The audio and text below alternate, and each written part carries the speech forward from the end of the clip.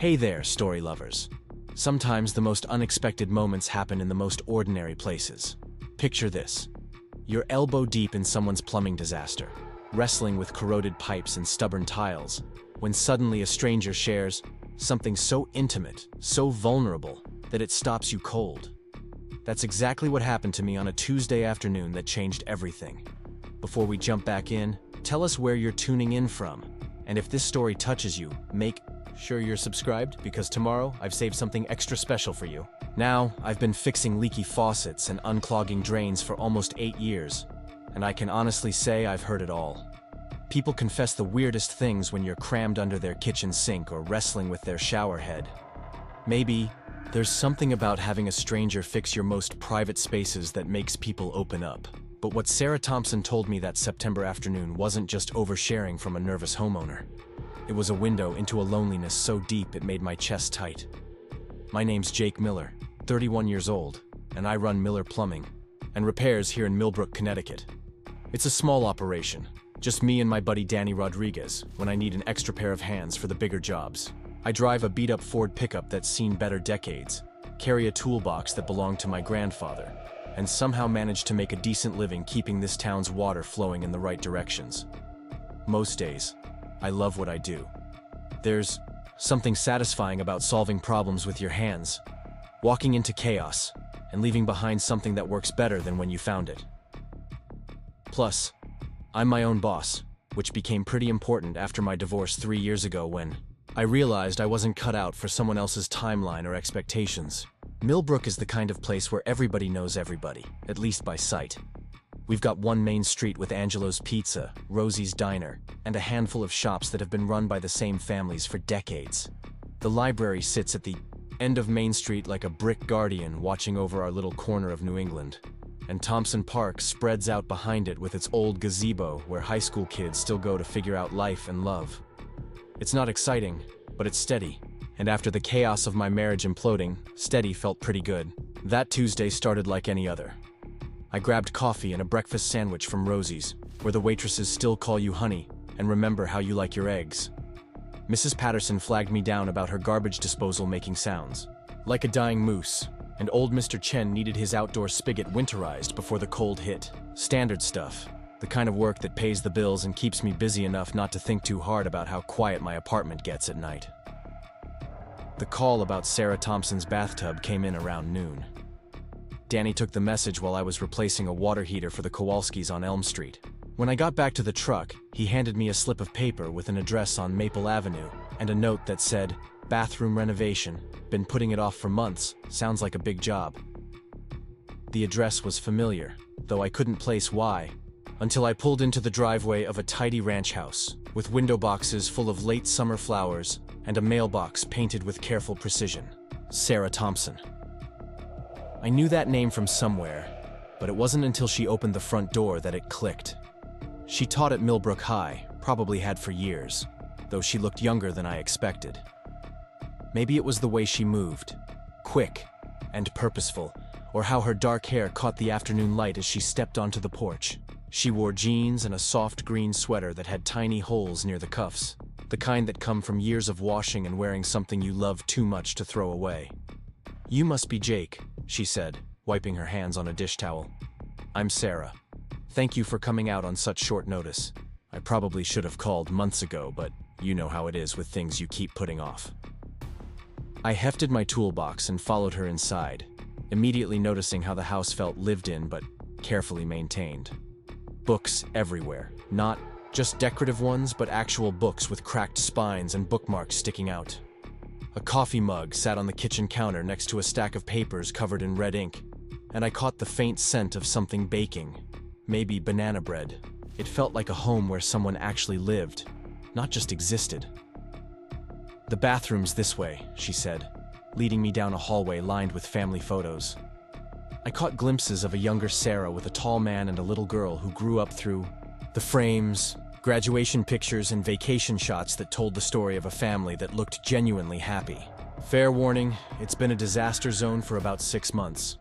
My husband always meant to finish renovating it, but she trailed off, and I understood without her needing to explain. The bathroom was indeed a disaster.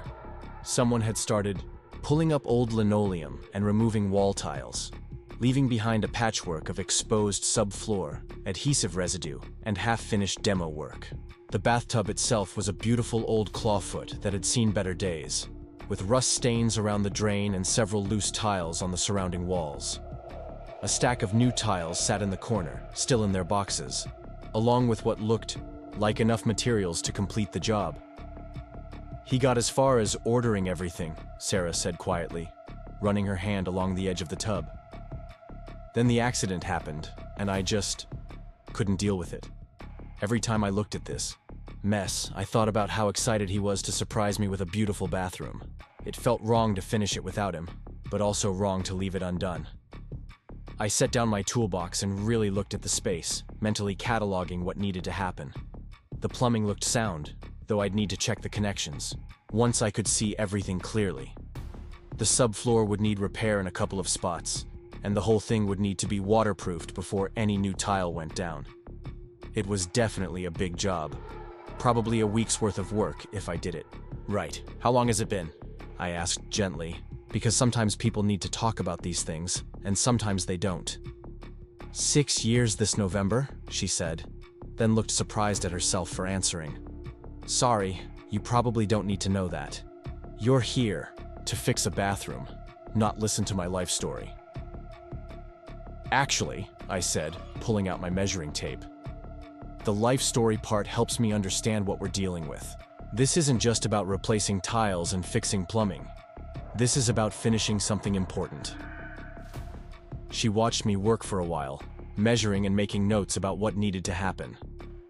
I explained the process, how we'd need to pull everything down to the studs, check the plumbing and electrical, waterproof the whole space, then build it back up with new everything. It would be disruptive, loud, and messy, but the end result would be a bathroom she could actually use and enjoy. "The thing is," she said as I was measuring the space around the tub, "I haven't actually used this bathroom in 2 years.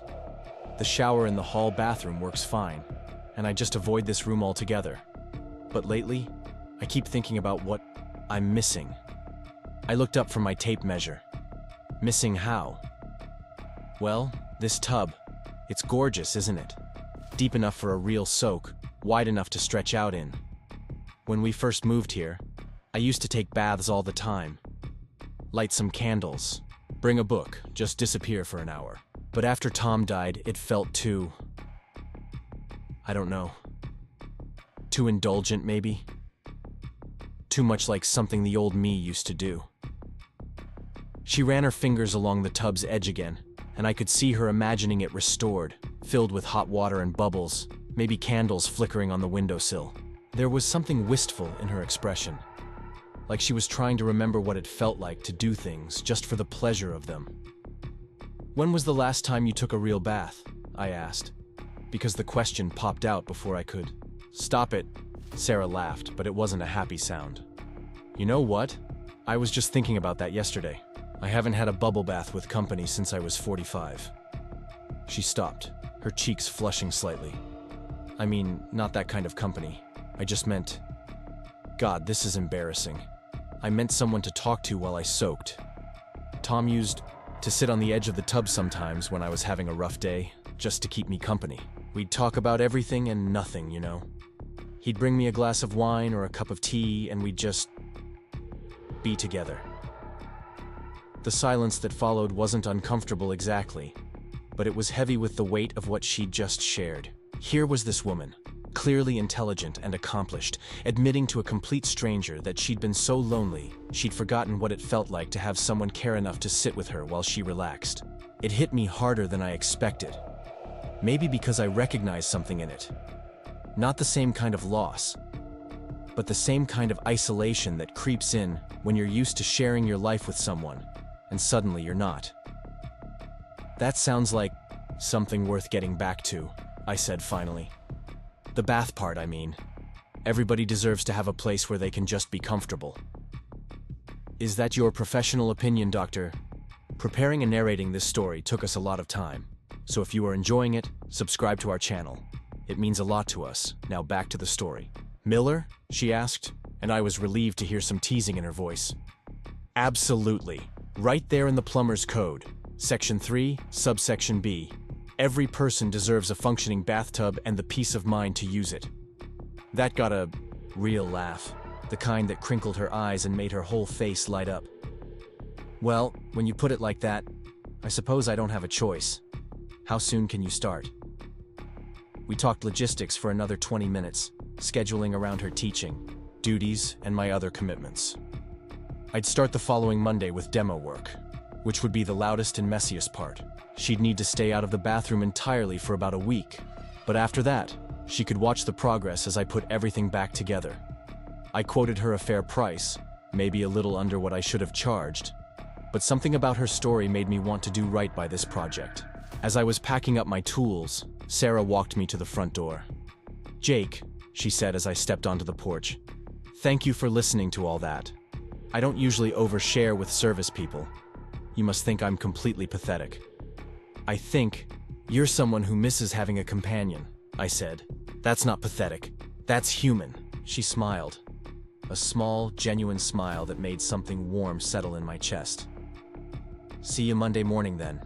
I'll try to keep the embarrassing confessions to a minimum." "Don't," I said, surprising myself. "I mean, don't worry about it. Sometimes it's easier to talk to someone who's not part of your regular world." I drove away thinking about what she'd said, about bubble baths and company, and the small intimacies that make a house feel like a home. My apartment had a perfectly functional shower, but I couldn't remember the last time I'd done anything in it except get clean as efficiently as possible. When had I stopped thinking about comfort, about the small pleasures that make daily life feel worth living? That night, I found myself sketching bathroom layouts in my notebook, trying to figure out how to make Sarah's space not just functional, but beautiful. I wanted to restore more than just her plumbing. I wanted to give her back, a place where she felt comfortable being gentle with herself, where she could remember what it felt like to take up space just for the joy of it. I had no idea that over the next few weeks, she'd end up teaching me just as much about comfort and companionship as I was teaching her about tile adhesive and grout lines. But that's getting ahead of myself. First, I had a bathroom to demolish, and a woman to convince that she deserved all the bubble baths her heart desired. Monday morning arrived with the kind of crisp September air that makes you believe anything is possible. I loaded my truck with a sledgehammer, pry bar, plastic, sheeting, and enough contractor bags to haul away a small mountain of debris. Demo day is always my favorite part of any renovation.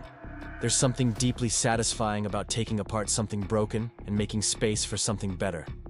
Sarah's house sat quietly in the morning light when I pulled into her driveway. At 7:30. I'd told her I'd start early to minimize disruption to her school day routine, and I could see through the kitchen window that she was already up, moving around with a coffee mug in her hand. When she opened the door, she looked more put together than anyone had a right to at that hour, wearing dark slacks and a cream-colored blouse that suggested she took her professional appearance seriously. "Good morning, Jake. I've got coffee. If you want some before you start destroying my bathroom," she said with a smile that seemed more relaxed than it had been on Friday. Fair warning, though. I make it strong enough to wake the dead.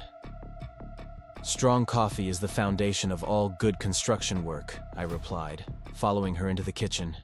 She handed me a mug that said, "World's okayest teacher" in faded letters, and I took a sip that nearly made my eyes water. "Jesus, Sarah, this isn't coffee, it's jet fuel. My students need me alert and functional by first period. This is the only way I survive teaching Hamlet to 16-year-olds who think Shakespeare is just Old English torture." She leaned against the counter, cradling her own mug. "How long will the demolition take?" "Today and probably most of tomorrow. I'll start with the tiles and work my way down to the subfloor. It's going to be loud and dusty, but I'll do my best to contain the mess." I finished the coffee, which was already making my pulse quicken. "You sure you're okay with me being here while you're at work? I can work around your schedule if you'd rather be home." "Honestly, I think it'll be easier if I'm not here watching. You tear apart Tom's last project. Besides, I trust you."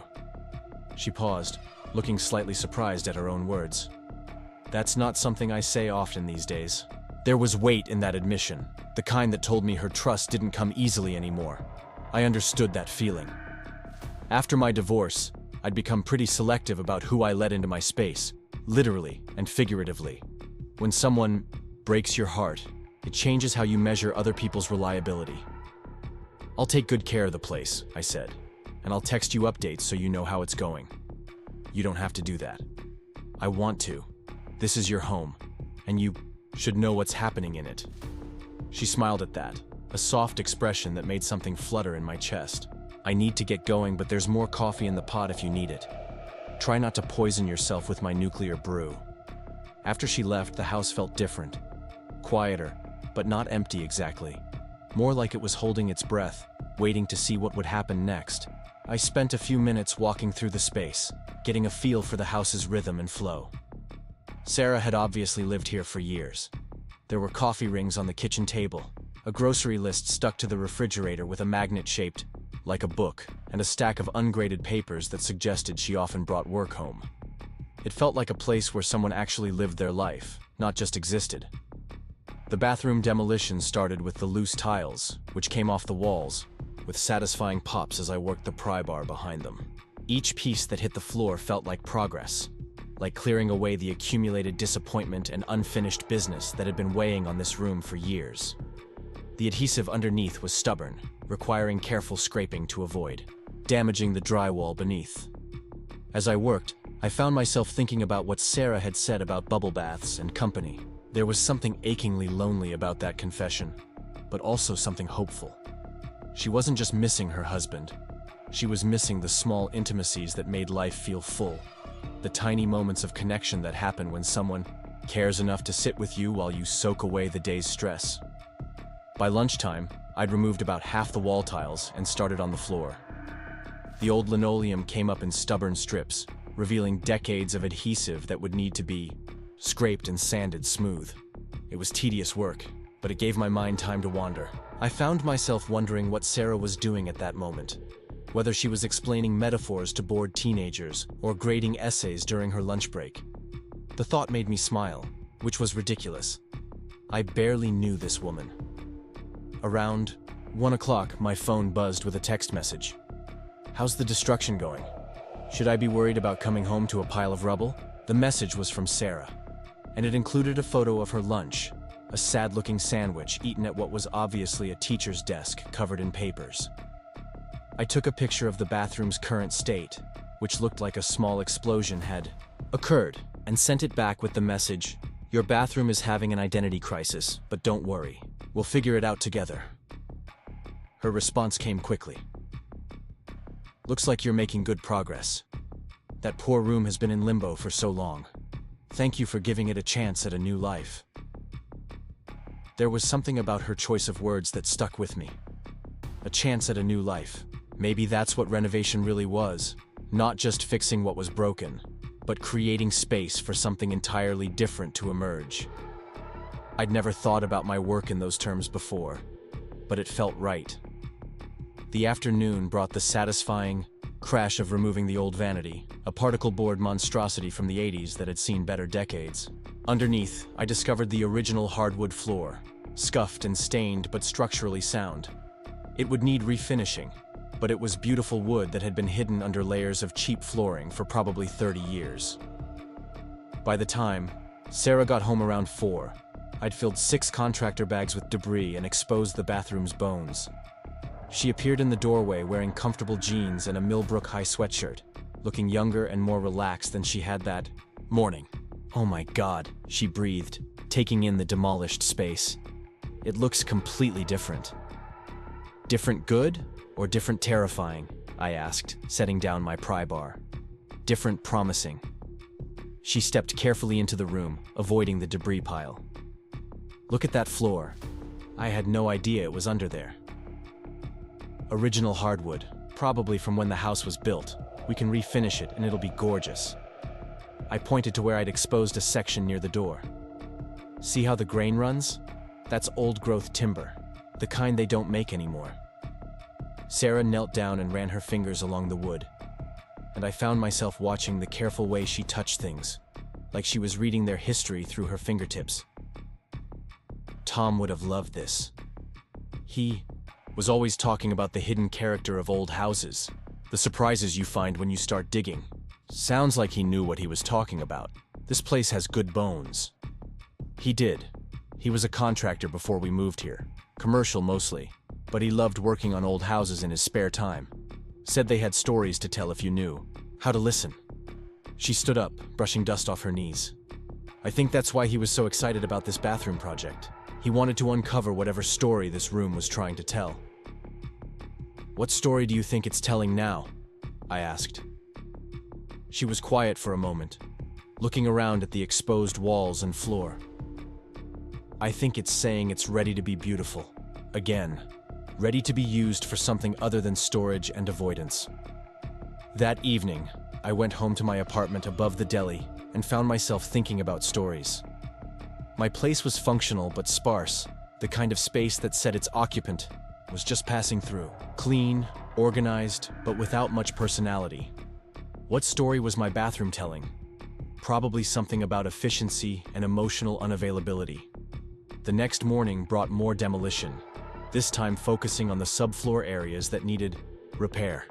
Sarah left another strong coffee and a note that said, "Thank you for the updates yesterday. It meant more than you know."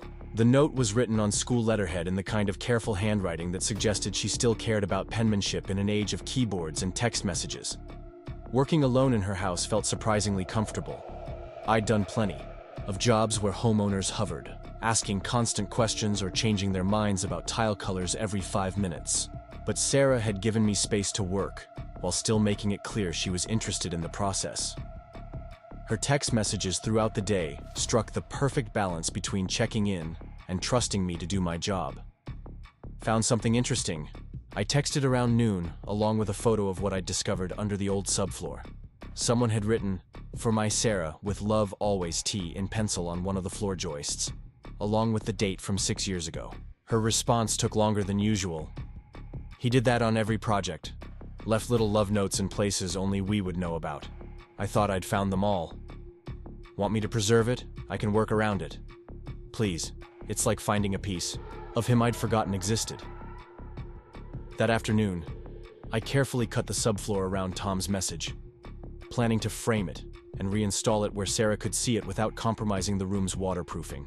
It seemed important to honor what had come before while still making space for what might come next. When Sarah got home, she found me sitting on the front porch, sketching drainage plans and drinking a beer from the 6-pack I kept in my truck for end-of-day moments like this. She looked tired but content, the kind of exhaustion that comes from doing work you actually care about. "Mind if I join you?" she asked, settling onto the porch step beside me. I brought reinforcements. She produced 2 bottles of local beer from her bag, condensation still beating on the glass. "How did you know I was a beer guy?" "Lucky guess. Plus, you've been working in my dust cloud for 2 days. You deserve something better than my nuclear coffee." We sat in comfortable silence for a while, watching the late afternoon light filter through the maple trees that lined her street. Millbrook was the kind of place where people still sat on their porches in the evening, where neighbors waved to each other and kids rode bikes without helmets because their mothers could see them from the kitchen window. "Can I ask you something?" Sarah said eventually. "Shoot. What made you become a plumber? I mean, it's not exactly the career most kids dream about." I took a long pull of beer, thinking about how to answer that question honestly.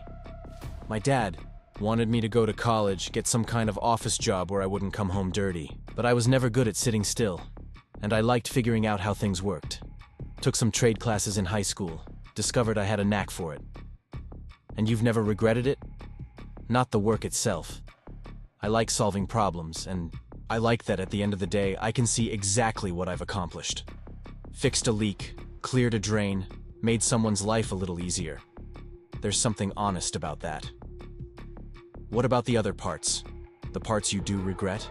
It was a perceptive question, the kind that suggested she was really listening, not just making conversation. "I guess I regret how some people see it. My ex-wife, for instance. She was always pushing me to do something more professional, more respectable, like there was something embarrassing about working with my hands. That's ridiculous. What you do requires skill, training, problem-solving ability. Plus, you're providing a service people actually need. I'd say that's pretty respectable." Amy didn't see it that way. She had this vision of what our life should look like, and a guy in work boots didn't fit the picture. Amy sounds like an idiot. I laughed, surprised by Sarah's bluntness. She wasn't an idiot. We just wanted different things. Well, then she was an idiot for not appreciating what she had. Sarah finished her beer and stood up. I should let you get home. Tomorrow's another day of destruction, right? Actually, tomorrow we start building. Demo's done, and I'll spend the morning checking all the plumbing connections before we start putting things back together. Building, she repeated, like the word had special significance. I liked the sound of that. Thursday morning brought the kind of October weather that makes Connecticut famous. Crisp air and leaves just starting to turn colors that would be spectacular in another week or two. I arrived to find Sarah already gone for the day, but she'd left coffee and a plate of what looked like homemade muffins with a note that said, "Fuel for the building phase." The muffins were incredible. Some kind of apple cinnamon creation that tasted like fall mornings and cozy kitchens. I ate two while reviewing my renovation timeline, planning out the order of operations that would transform the demolished bathroom into something beautiful and functional. First came the plumbing rough-in, checking every connection and replacing the old shut-off valves with new ones that actually worked. The existing supply lines were copper and in good shape, but the drain assembly needed updating to accommodate the clawfoot tub's specific requirements.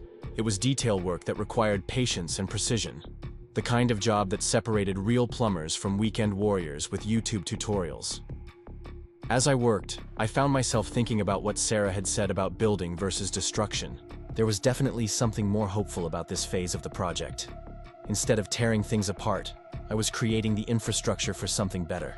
New water lines that would deliver perfect pressure, drainage that would work flawlessly for decades, electrical outlets positioned exactly where they'd be most useful. Around noon, I got a text from Sarah.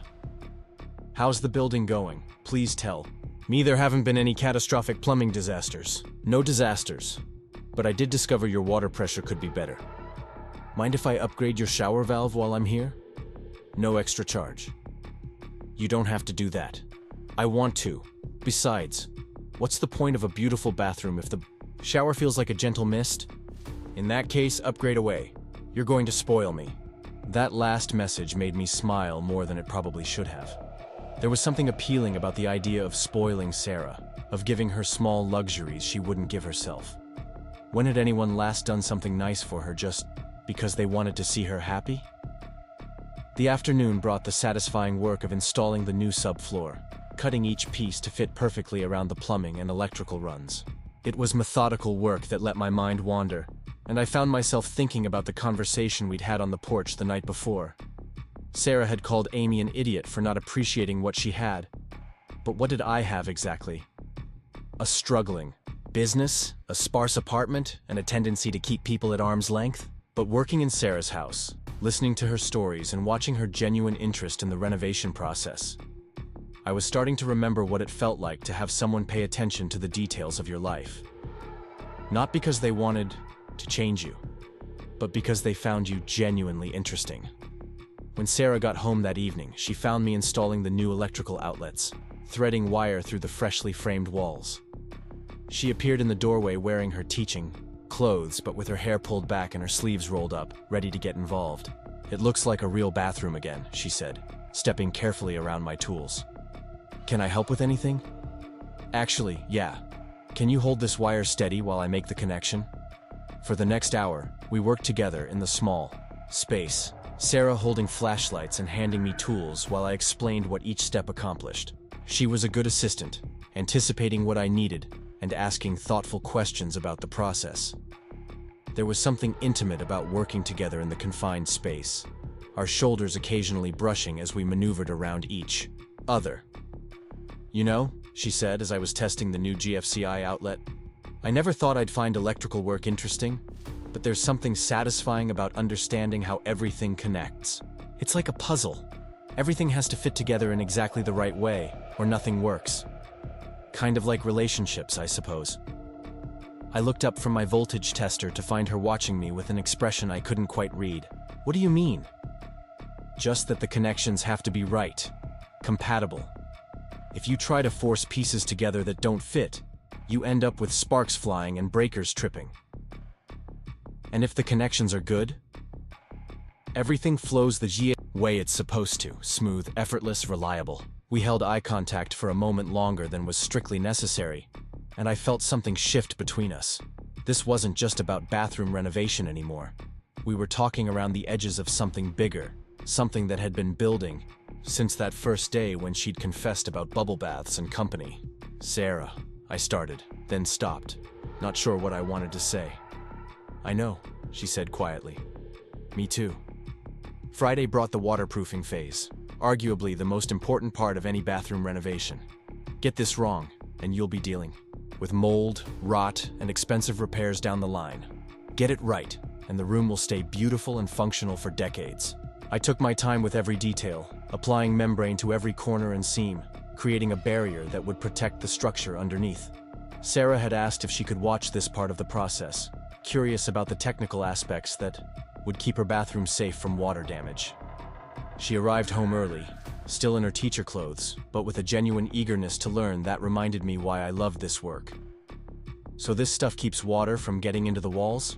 she asked, watching me roll waterproof membrane over the cement board. "Exactly. Think of it as creating a second skin for the room. Water can hit the tiles, run down to the tub, but it can't get behind the walls where it would cause problems. And if you skip this step, you end up with expensive problems in about 5 years. Mold, rotting studs, tile falling off the walls. It's not pretty." She watched me work for a while, occasionally asking questions about technique or materials. There was something peaceful about having her there, a comfortable presence that made the detailed work feel less solitary. "Jake," she said as I was cleaning my tools, "can I ask you something personal?" "Sure." "What happened with your marriage? I mean, you don't have to answer if you don't want to, but I'm curious about your story." I set down my putty knife and really looked at her. She was sitting on the edge of the hallway, legs crossed, genuinely interested in my answer. Not prying, just caring enough to ask. "Amy and I met in college. She was studying business. I was taking trade classes. We were different from the start, but I thought that was good, you know? Complementary. She was ambitious, organized, knew exactly where she wanted to be in 5 years. I was more flexible. That doesn't sound incompatible. It wasn't at first. But as we got older, her plans got more specific, and I didn't fit into them anymore. She wanted someone who could network at dinner parties and talk about stock portfolios. I wanted to come home dirty and drink beer on the porch. And neither of you could bend. I tried. God knows I tried. Bought suits, went to her company events, pretended to care about quarterly projections, but I felt like I was wearing a costume, playing a role that didn't fit, and she felt like she was constantly trying to upgrade me into someone I wasn't. Sarah was quiet for a long moment. "I'm sorry. That must have been lonely."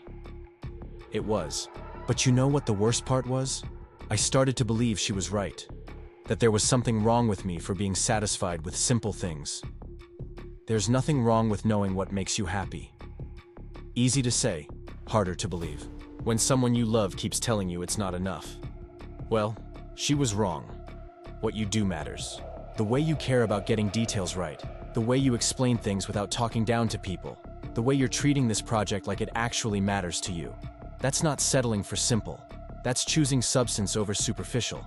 Her words hit me harder than I expected. When was the last time someone had defended my choices instead of trying to improve them? "Thank you," I said. "That means more than you know." We all need someone to remind us of our own worth sometimes. As the week progressed, our evening conversations on the porch became a routine I looked forward to more than I wanted to admit.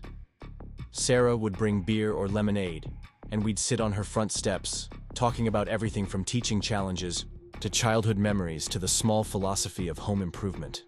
She was funny in unexpected ways, quick with observations that made me see familiar things from new angles. "Can I confess something embarrassing?" she said one evening as we watched the sunset paint her maple trees gold. "I specialize in embarrassing confessions. I've been looking forward to coming home every day this week, not just to see the progress on the bathroom, but to talk to you. It's been a long time since I had something to look forward to at the end of the day." "That's not embarrassing, that's nice." "It feels a little pathetic, getting excited about chatting with the plumber." "Hey now, I'm a very chatty plumber. Some might say the chattiest." She laughed, that genuine sound that was becoming my favorite part of each day. You know what I mean. I do. And for what it's worth, I've been looking forward to these conversations too. It's nice to talk to someone who actually listens. Is that rare in your line of work? Rarer than you'd think. Most people just want to know when I'll be done and how much it'll cost. You ask questions like you actually care about the answers. I do care. I care about understanding how things work. And I care about the person doing the work. The way she said it, simple and direct, made something warm settle in my chest. This was dangerous territory, getting attached to a client, especially one whose vulnerability seemed to call out to something protective in me. But sitting on her porch in the evening light, watching her face as she talked about her day, or asked thoughtful questions about grout types, I couldn't bring myself to care about professional boundaries. By the end of the week, the bathroom was ready for tile installation. The walls were waterproofed, the plumbing was tested and functional, and the electrical work was complete. All that remained was the careful, artistic work of laying tile and creating something beautiful from the foundation we'd built together. But first, I had a weekend to get through. 2 days without the excuse of work to bring me to Sarah's house. 2 days to figure out whether what was growing between us was just the intimacy of shared project, or something worth risking the professional distance that kept life simple. Saturday morning, I woke up in my sparse apartment and realized I was already missing the smell of Sarah's coffee and the sound of her voice asking how the work was progressing. That probably should have worried me more than it did. Saturday morning found me at Danny's house, supposedly helping him install a new kitchen faucet, but mostly distracted by thoughts of Sarah Thompson's laugh and the way she'd said she cared about the person doing the work. Danny's wife Maria had made enough breakfast for a small army, and their 2 kids were running around the backyard with the kind of energy that made me grateful for my quiet apartment. "Earth to Jake," Danny said, waving a wrench in front of my face. "You gonna help me with this supply line or just stare at nothing all morning?" "Sorry, man. Just thinking about the Thompson job." "Uh-huh. And does this thinking involve the homeowner or just the plumbing?" Danny had known me since high school, which meant he could read my moods better than I could hide them. "It's complicated." "Complicated how? She's not paying you?" "She's paying me fine. It's just, I struggled to find words that wouldn't make me sound like a teenager with a crush. We've been talking a lot, and I think there might be something there." Danny set down his tools and gave me his full attention. "Jake, buddy, please tell me you're not falling for a client." "I'm not falling for anyone. We're just getting to know each other." "Getting to know each other," he repeated, "while you're working in her bathroom, where she takes baths. Do you see how this might be problematic?" "It's not like that. She's been completely professional." "And you? Have you been completely professional?" I thought about the way I'd been looking forward to our evening conversations, how I'd started timing my lunch breaks to coincide with her text messages, how I'd been putting extra care into every detail of her renovation because I wanted to see her face light up when she saw the finished product. "Mostly," I admitted. Maria appeared in the kitchen doorway, drawn by the sound of our conversation. "Are you two gossiping about Jake's love life? Because I've been waiting years for him to find someone decent." "There's no love life to gossip about," I protested. "Yet," Maria said with a knowing smile. "Tell me about her." Despite my better judgment, I found myself describing Sarah. Her intelligence, her genuine interest in the renovation process, the way she'd defended my career choices when I told her about Amy. Maria listened with the focused attention of someone who'd been happily married for 8 years and considered herself an expert on relationships. "She sounds lovely," Maria said when I finished. "What's the problem?" "The problem is she's a client, and she's older than me. And I have no idea if she's actually interested or just being friendly to the guy fixing her bathroom." "How much older?" Danny asked. 17 years. Danny whistled low. "That's a significant gap, man." "Age is just a number," Maria said, shooting her husband a look. "The question is whether you connect as people. Do you?" "I think so. But what if I'm misreading the situation? What if she's just being nice because I'm doing good work on her house?" "There's only one way to find out," Maria said. "You have to take a risk." "Easy for you to say. You're not the one who could lose a client and make things incredibly awkward for everyone involved." "Jake," Danny said, his voice gentler now. "When's the last time you were this wound up about a woman?" I thought about it honestly. Never, actually. Not even with Amy. Then maybe that's your answer right there. Sunday afternoon, I found myself driving past Sarah's house on my way back from the hardware store, slowing down as I passed her driveway. Her car was there, and I could see her in the front yard, raking leaves into a pile that would probably be scattered by the wind within an hour. She looked peaceful, unhurried, like someone who understood that some tasks were about the process rather than the outcome. Before I could talk myself out of it, I pulled over and rolled down my window. "Need some help with those leaves?" She looked up, surprised but pleased to see me. "Jake, what are you doing in my neighborhood on a Sunday? Hardware store run. Saw you fighting a losing battle with Mother Nature and thought I'd offer backup. It is pretty futile, isn't it? But there's something satisfying about the attempt." She leaned on her rake, studying my face. "You look like you could use some fresh air. Rough weekend?" "Not rough exactly, just restless." "Well, restless is perfect for leaf raking. It requires just enough physical activity to quiet a busy mind." I parked and grabbed the spare rake from her garage, and for the next hour we worked together in comfortable silence, gathering the maple leaves that seemed determined to coat every inch of her lawn.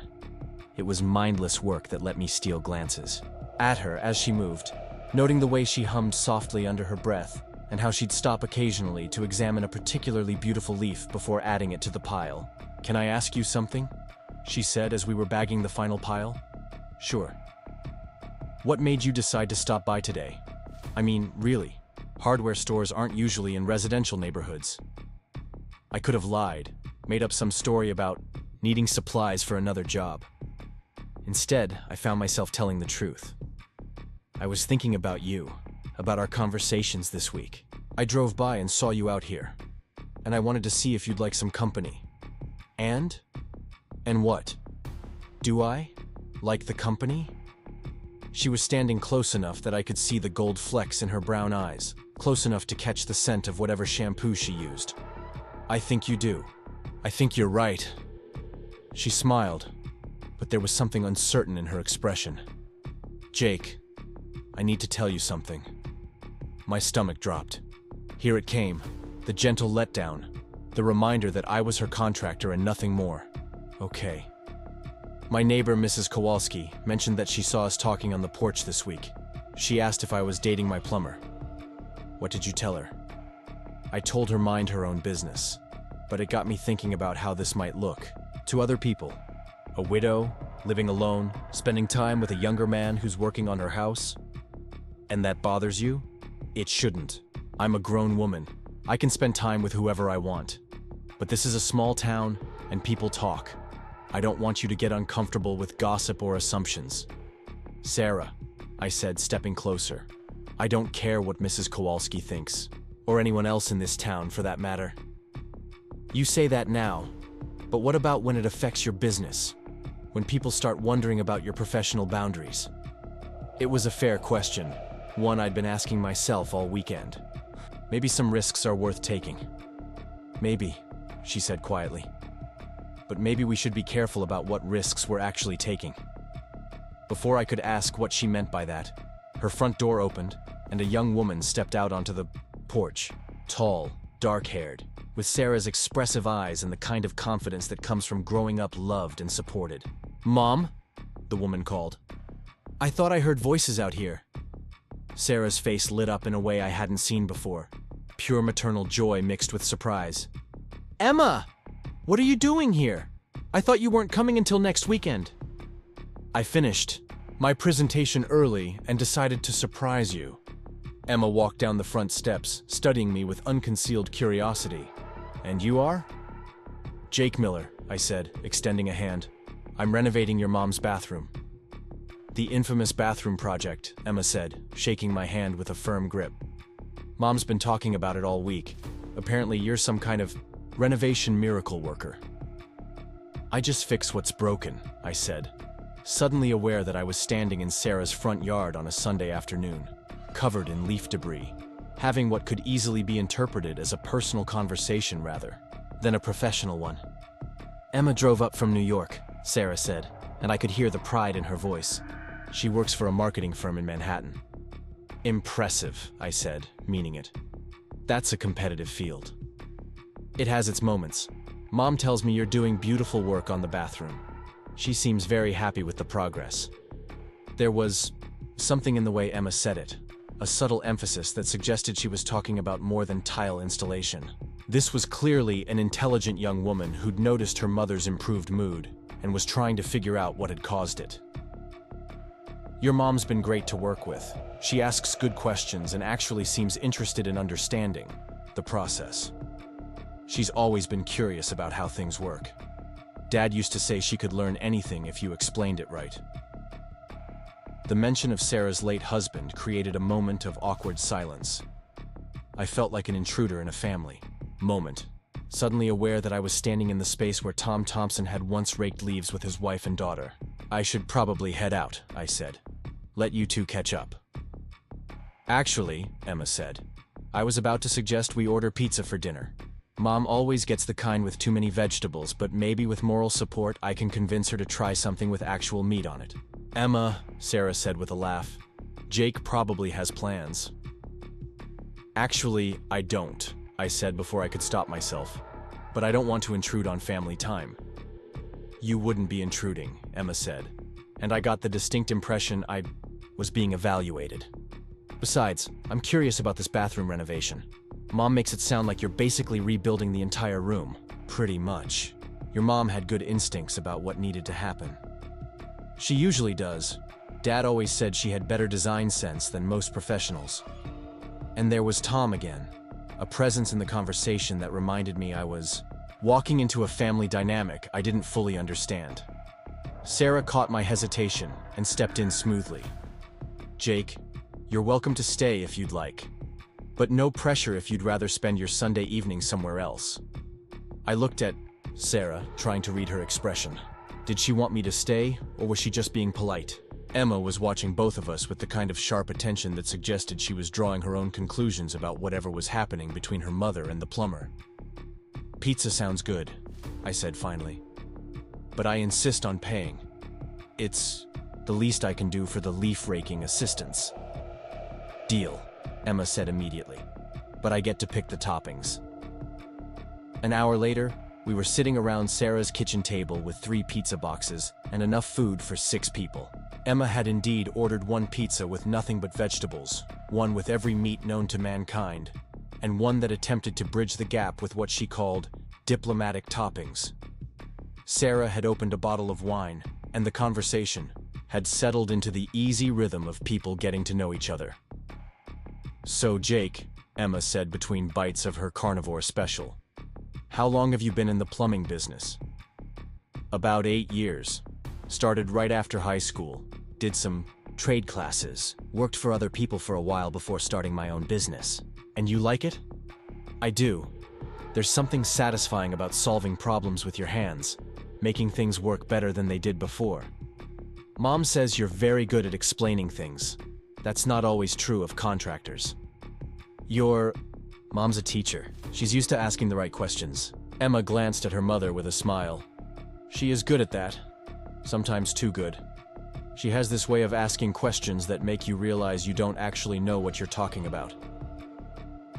Years of dealing with teenagers who think they can BS their way through Shakespeare, Sarah said. You develop a finely tuned detector for actual understanding versus confident nonsense. Is that what you were doing to me all week? I asked. Testing my actual knowledge? Maybe a little, but mostly I was just curious. I've never watched someone completely rebuild a room before. And you definitely know what you're talking about. The approval in her voice made something warm unfurl in my chest. This was what had been missing with Amy. This sense that someone not only accepted what I did for a living, but actually respected the skill and knowledge it required. Jake, Emma said, can I ask you something personal? Emma, Sarah warned. It's okay, I said. What do you want to know? Are you single? The directness of the question caught me off guard. Emma. What? It's a reasonable question. He's nice, he's age-appropriate, he has a job, and he's making you smile more than you have in months. I'm being practical. I'm divorced, I said, shooting a look at Sarah that I hoped conveyed my amusement at her daughter's interrogation technique. And apparently I'm age-appropriate, which is good to know. How long divorced? 3 years. Kids? Nope. Criminal record? Emma Rose Thompson, Sarah said, her voice carrying the kind of authority that probably made her students sit up straight in class. That's enough. I have 2 speeding tickets, and once got a warning for public intoxication during my 21st birthday celebration, I said solemnly. But that's it for my life of crime. Emma grinned. I like him, Mom. He's got a sense of humor and he answers direct questions instead of getting all weird and evasive. I'm so glad I meet with your approval, I said dryly. You should be. I have very high standards for people who want to spend time with my mother. The way she said it made it clear that Emma had figured out something was developing between Sarah and me, even if we hadn't fully acknowledged it ourselves. Sarah's cheeks were pink, whether from embarrassment or wine I couldn't tell. Emma, honey, Jake is renovating my bathroom, that's all. Right, Emma said with a knowing look. That's why you've been texting me all week about how thoughtful and professional and funny your contractor is. Because that's totally normal behavior for you. I never said he was funny. You said he made you laugh. Same thing. I was enjoying this glimpse into Sarah's family dynamic, the easy affection between mother and daughter, the way Emma felt comfortable teasing her mother while still being protective of her. It was clear that Sarah had raised a confident, intelligent, young woman who cared deeply about her mother's happiness. For the record, I said, I am occasionally funny, usually unintentionally. See? Emma said to her mother. Self-deprecating humor. That's a good sign. After dinner, Emma insisted on doing the dishes while Sarah and I moved to the living room with our wine glasses. The space felt different with Emma there, more like a complete family home, and less like the quiet refuge of a woman living alone. I'm sorry about the interrogation, Sarah said quietly. Emma's always been protective, but since her father died, she's become even more so. I don't mind. She cares about you. That's a good thing. She's worried I'm going to be alone forever. Keeps suggesting I try online dating or join some kind of social group for widows. And the thought of dating has been terrifying until recently. What changed recently? Sarah looked at me over her wine glass and I could see her weighing her words carefully. Someone reminded me that there's a difference between being alone and being lonely. I've been alone by choice for 6 years, but I've been lonely without really admitting it. And now I'm starting to think maybe I don't have to be either one. The words hung between us, loaded with possibility and uncertainty. From the kitchen came the sound of Emma humming while she washed dishes, a domestic soundtrack to a moment that felt like it might be important. Sarah, I started, but Emma's voice interrupted from the kitchen. Mom, your dishwasher's making a weird noise, kind of a grinding sound when it drains. Sarah sighed. It's been doing that for weeks. I keep meaning to call someone about it. I could take a look, I offered. Might just need a simple adjustment. You don't have to do that. You're off duty. I don't mind. Sometimes the fix is easier than waiting for a service call. 20 minutes later, I was lying on Sarah's kitchen floor with my head inside her dishwasher cabinet, Emma holding a flashlight while Sarah handed me tools. The problem was simple enough. A loose mounting bracket that was letting the unit vibrate against the cabinet frame. There, I said, tightening the final screw. Try running it now. Sarah started a rinse cycle, and we all listened as the dishwasher hummed quietly through its routine. No grinding, no vibration. You're like the appliance whisperer, Emma said. Is there anything in this house you can't fix? Plenty of things, but basic appliance troubleshooting is part of the job. What about broken hearts? Emma asked with a mischievous smile. Do those fall under plumbing repair? Emma, Sarah said, but she was trying not to smile. Different kind of expertise. Required, I said. Though sometimes the principle is the same. Find the source of the leak, repair the connection, test to make sure everything works properly. And if the damage is too extensive? Sometimes you have to replace the whole system, but often you can repair what's there and make it stronger than it was before. Emma looked between her mother and me with obvious satisfaction. I definitely like him, Mom. Later that evening, after Emma had gone to bed in her childhood room and Sarah had walked me to the front door, We stood on her porch in the cool October air, neither of us quite ready to end the day. "Thank you for staying for dinner," Sarah said, "and for fixing the dishwasher. You didn't have to do that." "I wanted to. Emma's great, by the way. You did a good job raising her." "Tom and I both did. She's got his confidence and my stubborn streak." "Sounds like a powerful combination." "It is. She's always been able to see right through people, figure out what they really want. It's a useful skill, but sometimes it's a little unnerving. As a parent, what do you think she figured out tonight?" Sarah was quiet for a long moment, and I could see her choosing her words carefully. "I think she figured out that I'm happier than I've been in a long time, and she thinks you have something to do with that." "Does she? Have something to do with that?" "Jake," she said softly, "I don't want to complicate your life. What if I want my life to be a little more complicated? What if complicated turns out to be messier than either of us expected? Then we figure it out as we go." She looked at me for a long moment, and I could see her weighing possibilities, considering risks. "The bathroom should be finished this week. Probably Friday if everything goes according to plan. And then? And then I move on to the next job, and you get to enjoy your beautiful new bathroom. Is that all?" "That depends on what you want it to be." She stepped closer, close enough that I could see the uncertainty in her eyes mixed with something that looked like hope. "I want it to be the beginning of something. But I'm scared." "Scared of what?" "Scared of making a mistake. Scared of letting someone matter to me again. Scared that you'll realize this is all just proximity and novelty, and I'm not actually worth the complications." "Sarah," I said, reaching out to touch her hand, "you're worth all kinds of complications." Monday morning brought a text from Sarah that simply said, "Emma's making breakfast before she drives back to the city. Coffee's extra strong today if you want some fuel for the tile work."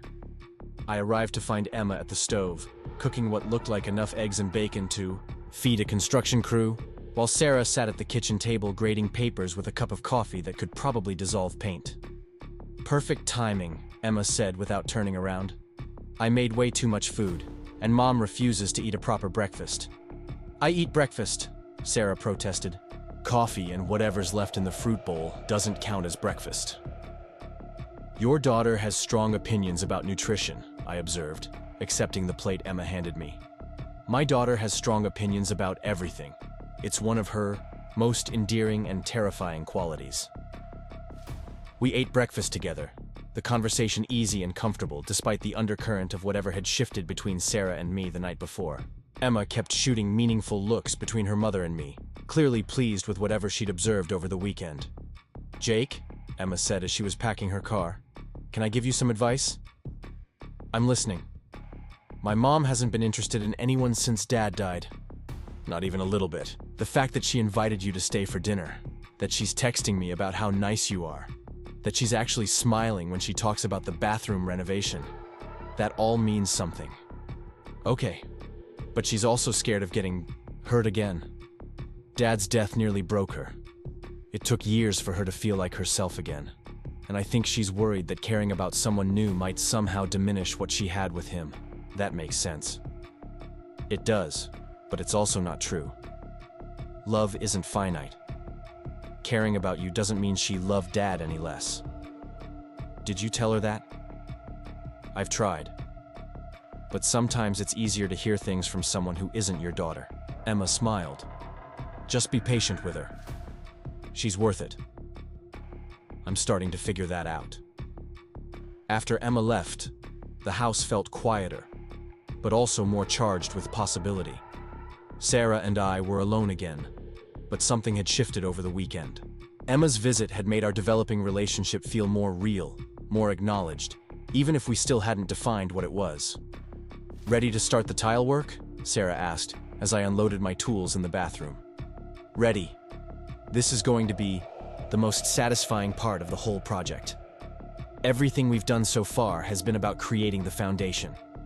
Now we get to make it beautiful. I can't wait to see it all come together." For the next 3 days, we fell into a rhythm that felt both professional and intimate. Sarah would check on my progress during her lunch break, and I'd explain the technique for laying tile in straight lines or creating proper spacing. She'd bring me coffee and ask thoughtful questions about why certain tiles needed to be cut in specific ways, and I'd find myself taking extra care with every detail because I wanted the finished product to be perfect for her. The tile work was intricate, especially around the clawfoot tub where every piece had to be measured and cut to fit the curved lines. It was precise work that required patience and attention to detail, but it was also deeply satisfying to watch. The room transformed from a gutted shell into something elegant and functional. "It's starting to look like a real bathroom again," Sarah said Wednesday evening as she surveyed the day's progress. "Better than a real bathroom. This is going to be the kind of bathroom that makes you want to take long, luxurious baths." "With company?" she asked, then immediately blushed. "Sorry, that just slipped out." "Maybe," I said, meeting her eyes, "if you find the right company." Thursday brought the final tile installations and the careful work of grouting everything into place. Sarah had taken a personal day to watch the process, fascinated by the transformation happening in her home. We worked together in the small space, she handing me tiles while I positioned them with mathematical precision. "Jake," she said, as I was cleaning excess grout from the final row of tiles, "what happens after Friday?" "What do you mean?" "I mean, when the bathroom is finished and you don't have a reason to be here every day, what happens to us?" It was the question I'd been dreading and anticipating in equal measure. "What do you want to happen?" "I want to find out if this thing between us is real or just the result of spending every day together for 2 weeks." "And how do we do that?" "Maybe we could try spending time together when you're not covered in tile dust and I'm not worried about whether my bathroom will ever be functional again." "Like a date?" "Like a date. I'd like that, a lot." She smiled, the kind of smile that reached her eyes and made something flutter in my chest. "Good. Because I've been thinking about it for days, and I was starting to worry I was imagining the whole thing." "You're not imagining anything." Friday morning brought the final details, installing new fixtures and hardware, sealing the grout, and cleaning every surface until it gleamed. By afternoon, Sarah's bathroom had been transformed from a half-demolished disaster into something that belonged in a home design magazine. "Are you ready to see the finished product?" I asked as Sarah hovered in the hallway, practically vibrating with anticipation. "I've been ready for 2 weeks." I stepped aside and watched her face as she walked into her new bathroom. The expression that crossed her features, wonder mixed with delight, mixed with something that looked like coming home, made every hour of careful work worth it. She ran her fingers along the new tile, tested the water pressure in the shower, and finally sat on the edge of the restored clawfoot tub. "Jake," she said quietly, "it's perfect. It's everything I imagined and better. The real test is how it feels when you actually use it. Why don't you take that bubble bath you've been missing?" She looked at me, something playful in her expression. "Will you keep me company?" "If you want me to, I do. But maybe not tonight. Tonight I want to enjoy it by myself. Remember what it feels like to take up space just for the pleasure of it. And tomorrow?" "Tomorrow, if you're free, I'd like to take you to dinner. Somewhere nice, where we can talk without power tools and construction dust. It's a date." An hour later, I was loading the last of my tools into the truck when Sarah appeared on the front porch, wearing a bathrobe and looking more relaxed than I'd seen her since we'd met. "How was the bubble bath?" I called. "Perfect. Absolutely perfect. Thank you, Jake, for all of it. Thank you for trusting me with your home, and for trusting me with your story." I walked back to the porch, suddenly reluctant to leave. For 2 weeks, this house had felt like my second home. Sarah's company, the best part of each day. Now that the job was finished, I wasn't sure what came next. "Jake," Sarah said softly, "I'm nervous about tomorrow. About what this might become." "Me too. But I'm also excited. I haven't been excited about possibilities in a very long time. Neither have I." She stepped closer, close enough that I could smell the floral scent of whatever bath products she'd used. "Whatever happens, I want you to know that these 2 weeks have meant something to me. You've given me back more than just a functioning bathroom." "What else did I give you?" "Hope. The belief that I might deserve good things again." Before I could respond, she leaned up and kissed me. Soft and brief, but unmistakably real.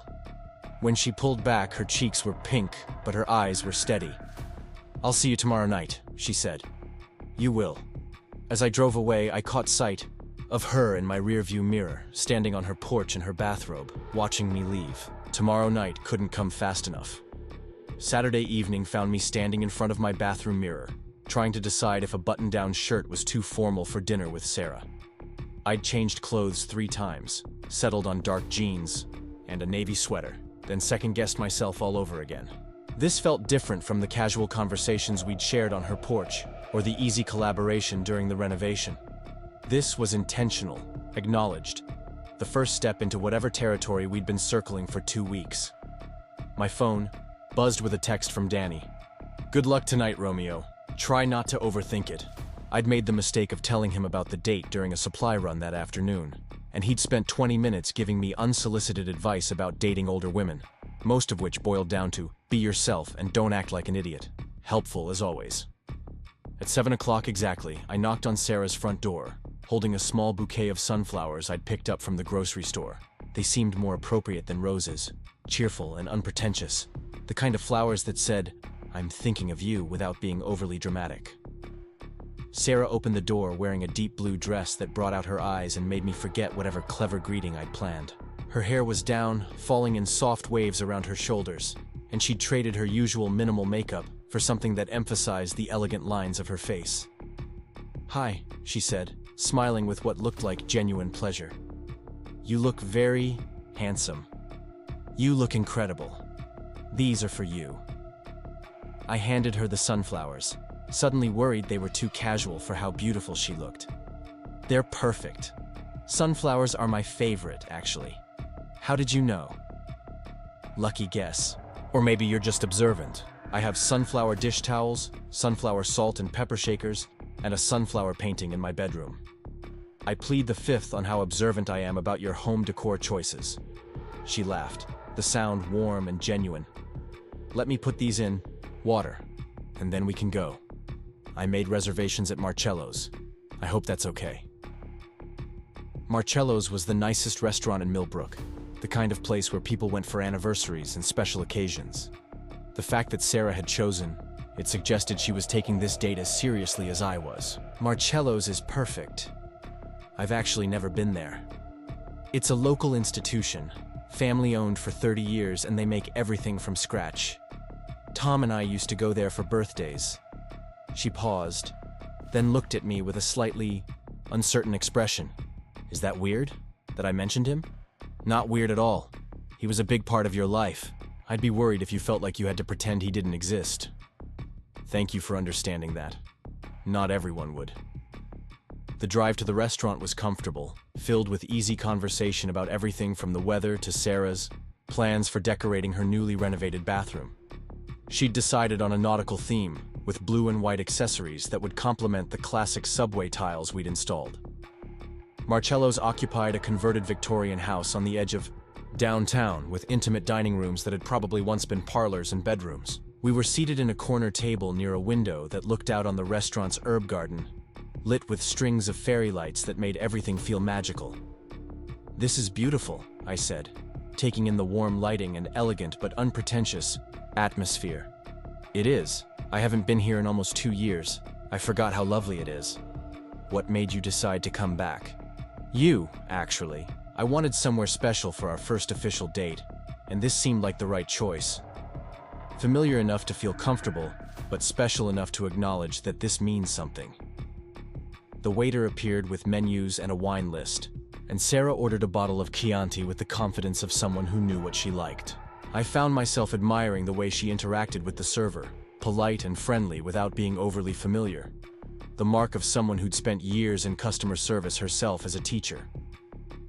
"So," she said once we'd ordered appetizers, "tell me something I don't know about Jake Miller." "Like what?" "Anything. A secret talent. An embarrassing moment. A childhood dream. Something that didn't come up during bathroom renovation conversations." I thought about it, swirling wine in my glass. "I wanted to be a marine biologist when I was a kid. Specifically, I wanted to study sharks." "Sharks? That's not what I expected." I was obsessed with them. Had books, documentaries, posters on my bedroom wall. I thought they were the most perfectly designed creatures on Earth. What changed your mind? Reality, mostly. Turns out marine biology requires a lot of chemistry and advanced math, neither of which were my strong suits. Plus, actual marine biologist jobs are pretty rare, unless you want to spend your life writing grant proposals. Do you ever regret not pursuing it? Sometimes. But then I remember that loving something as a hobby is different from making it your career. I still read about sharks, still watch documentaries. I just don't have to depend on them for my livelihood. That's very practical. What about you? Did you always want to be a teacher? God, no. I wanted to be a travel writer. I had this romantic vision of myself wandering around Europe with nothing but a backpack and a notebook, writing about hidden restaurants and undiscovered museums. What happened to that dream? I got pregnant with Emma my senior year of college. Tom and I got married, and suddenly I needed a stable job with good health insurance. Teaching was practical, and I was good at it. Do you regret it? Not for a second. Emma's the best thing I ever did, and teaching has been more rewarding than I expected. But sometimes I wonder what would have happened if I'd taken that year abroad I'd planned. It's not too late, you know. People travel at all ages now. Maybe, though I'd probably want better accommodations than youth hostels these days. The appetizers arrived, and we settled into the comfortable rhythm of sharing food and stories. Sarah told me about her first disastrous year of teaching when she'd cried in her car after every class and considered quitting at least once a week. I told her about learning the plumbing trade from my grandfather, who'd believed that any problem could be solved with the right tools and enough patience. He sounds like a wise man, Sarah said. He was. He used to say that fixing things was really about understanding how they were supposed to work in the first place.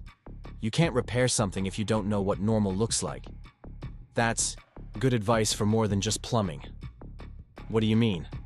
Well, relationships, for instance. You can't fix what's broken between people if you don't understand how healthy connections are supposed to function. Is that what we're doing? Figuring out how healthy connections work? Maybe. I'm a little out of practice with this whole dating thing. We both are, but we don't have to figure it all out tonight. Our main courses arrived, and the conversation shifted to lighter topics. Sarah had ordered sea bass with lemon and herbs, while I'd chosen the braised short ribs that the waiter had recommended. Both dishes were expertly prepared, the kind of food that made you understand why people became passionate about cooking. This is incredible, I said after my first bite. I can see why this place has been around for 30 years. The Marcello family takes cooking seriously. They import their olive oil from Italy, grow their own herbs, make their own pasta. It's all about attention to detail. Kind of like renovation work. The details are what make the difference between something that's just functional and something that's actually beautiful. Is that your philosophy? Details make the difference?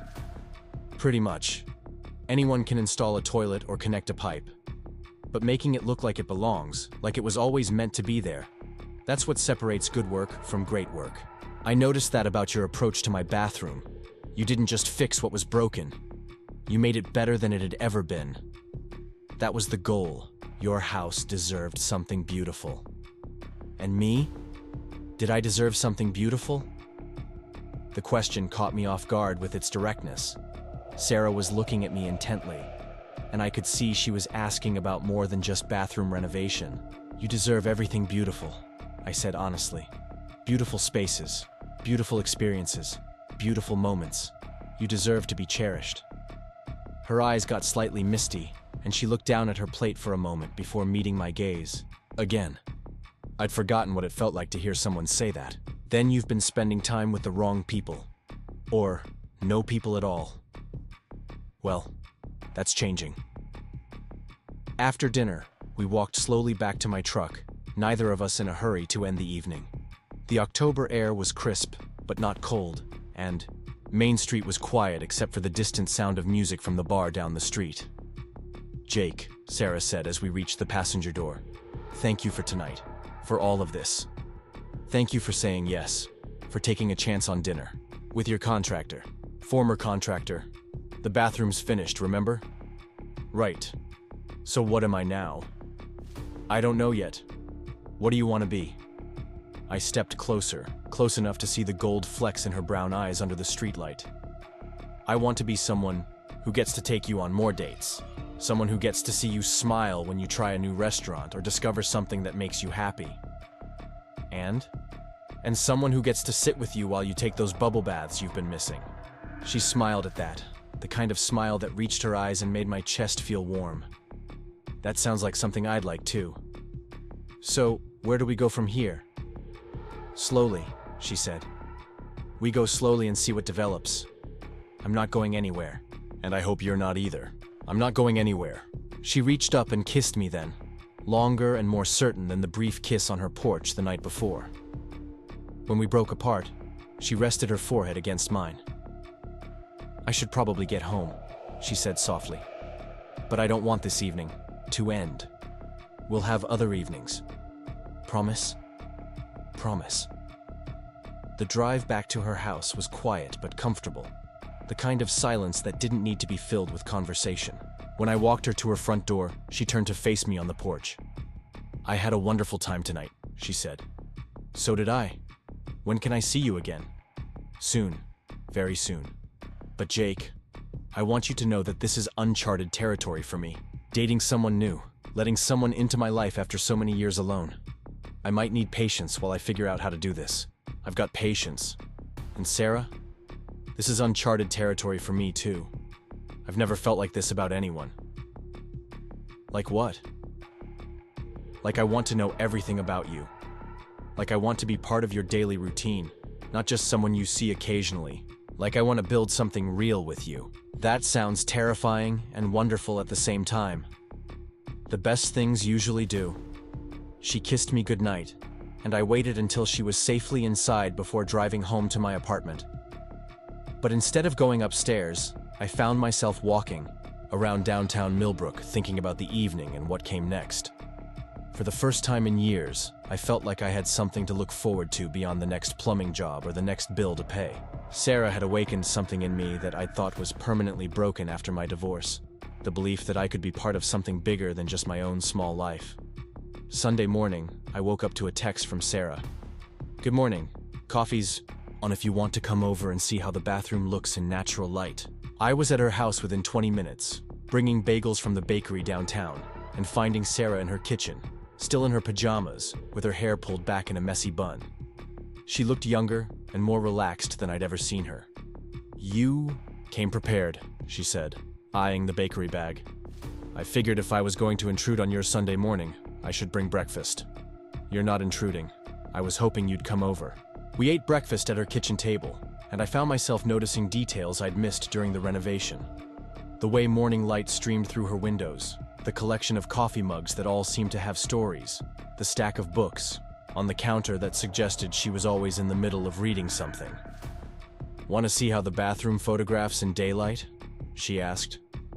Always. The bathroom looked even better than I'd remembered, the white subway tiles gleaming. In the morning light, the restored clawfoot tub looking like something from a home design magazine. But what made me smile was the evidence that Sarah had already made the space her own. A stack of books on the windowsill, a bottle of expensive bubble bath on the tub's edge, and fluffy towels that suggested she was planning to use the room for exactly what it was designed for. I took a bath last night after you dropped me off, she said. It was absolutely perfect. The water pressure, the temperature, the way the tub holds heat. Everything. How was the company situation? Well, I had a glass of wine and a good book. Not exactly the same as having someone to talk to, but it was a start. Maybe next time you'll have better company. Maybe I will. We spent the morning together, comfortable and unhurried. Sarah showed me her small garden behind the house, where she grew tomatoes and herbs in raised beds that her late husband had built. I helped her harvest the last of the season's vegetables, learning that she made her own pasta sauce and pickled her own cucumbers. Tom was the one with the green thumb, she said as we picked the final tomatoes. I've just been trying to maintain what he started. Looks like you've done more than maintain it. This garden is thriving. Some years are better than others. This year was particularly good for the tomatoes. What made the difference? I think I finally stopped being afraid of making mistakes. For the first few years after he died, I was terrified of changing anything he'd built or planted. I thought if I messed something up, I'd be losing another piece of him. And now? Now I think he'd want me to experiment, to make the garden my own. He always said the best gardeners aren't afraid to try new things. Sounds like that philosophy applies to more than just gardening. It does. It applies to bathrooms and dinners with handsome plumbers, and all sorts of new adventures. That afternoon, we drove to a nearby orchard that Sarah had been wanting to visit, spending hours walking through rows of apple trees and picking enough fruit to keep her in pies for the next month. It was the kind of simple, seasonal activity that felt both romantic and completely natural. "I haven't done this in years," Sarah said as we loaded bags of apples into my truck. "Apple picking? Any of it. Spontaneous afternoon adventures, trying new places, doing things just because they sound fun. How does it feel? Like I'd forgotten how much I enjoy my own company when I'm sharing it with someone else." That evening, we were back on Sarah's front porch, this time with mugs of hot cider made from our afternoon's harvest. The temperature had dropped with the sun, and Sarah had wrapped herself in a wool cardigan that made her look cozy and approachable. "Jake," she said, "I want to tell you something. I'm listening. Emma called me this morning after you texted about coming over for coffee." "What did she say?" "She said she's never seen me as happy as I was yesterday, that I looked like myself again, but better. Like I'd remembered something important about who I am." "What do you think she meant?" "I think she meant that I'd remembered what it feels like to be seen, really seen, by someone who likes what they discover." "Is that how you feel? Seen?" "Yes, and it's wonderful and terrifying at the same time." "What's terrifying about it?" "Being seen means being vulnerable. It means someone has the power to hurt you if they choose to. I'd gotten comfortable with not giving anyone that power. And now I'm willing to take that risk. With you." The words settled between us, heavy with meaning and possibility. This wasn't just about dating or casual companionship. Sarah was telling me she was ready to let me matter to her, to make me part of her life in a way that would leave her exposed if things went wrong. "Sarah," I said carefully, "I need you to know that I don't take that lightly. The trust you're offering me, the space you're making in your life, I understand what that means." "Do you?" "I think so. It means you're choosing to believe that I'll be careful with your heart, that I'll show up when I say I will, that I'll be honest even when it's difficult, that I'll respect what you've been through without trying to erase it or compete with it. That's exactly what it means. Then I need you to know that I'm all in. Not just for the fun parts or the easy parts, but for whatever comes. I want to build something real with you, something that can handle complications and challenges, and the messy parts of actual life. Even when I have bad days, even when I get scared and pull back, even when I talk about Tom and you can see that part of my heart will always belong to him. Especially then. Sarah, I'm not trying to replace what you had or compete with your past. I'm trying to build something new with you. Something that honors who you are now, including all the ways your previous experiences have shaped you." She was quiet for a long moment, and I could see her processing what I'd said, weighing it against her own fears and hopes. "I think," she said finally, "that might be exactly what I need to hear." "Good, because it's exactly what I mean." 3 weeks later, I was back in Sarah's bathroom, but this time I was sitting on the edge of the clawfoot tub, fully clothed, keeping her company while she soaked in lavender-scented bubbles with a glass of wine and a paperback mystery novel. "This is perfect," she said, settling deeper into the hot water. The company, the temperature, the complete lack of urgency about anything. Better than doing this alone? Infinitely better. Although I have to say, having company for bubble baths is different than I remembered. Different how? More intimate somehow. When Tom used to sit with me, we'd been married for years. This feels like discovering something new. Is that good or bad? It's perfect. It's exactly what I didn't know I was missing. We'd fallen into a routine over the past few weeks, spending most evenings together and many weekend days. I'd started keeping a spare change of clothes at Sarah's house, and she'd begun planning her grocery shopping around cooking dinner for two. It wasn't official cohabitation, but it was something close to it. The gossip mill in Millbrook had certainly taken notice. Mrs. Kowalski had made several pointed comments about Sarah's frequent visitor, and I'd gotten knowing looks from half the town when I stopped by Angelo's for pizza. But instead of making us self-conscious, the attention had somehow made our relationship feel more real, more acknowledged. "Jake," Sarah said, setting down her book and looking at me with the kind of serious expression that usually preceded important conversations. "Yeah? I love you." The words hung in the air between us, simple and profound. It was the first time either of us had said it, though I'd been feeling it for weeks. "I love you too," I said, reaching out to touch her hand where it rested on the edge of the tub. "I've been wanting to tell you, but I wasn't sure if it was too soon. It probably is too soon, by any reasonable timeline, but reasonable timelines seem less important when you find something rare." "Is that what this is? Something rare?" "I think so. I think what we have is the kind of connection that doesn't come along very often, the kind worth rearranging your life for." "Speaking of rearranging lives," I said, "I have something I want to ask you." "What's that?" "My lease is up next month. My landlord wants to raise the rent, and frankly, the apartment above the deli isn't exactly where I want to spend the rest of my life." "Okay. I was wondering if you might be interested in a roommate. Someone who can fix things when they break, who makes decent coffee, and who's very good at keeping you company during bubble baths." Sarah sat up in the tub, water sloshing around her. "Are you asking to move in with me?"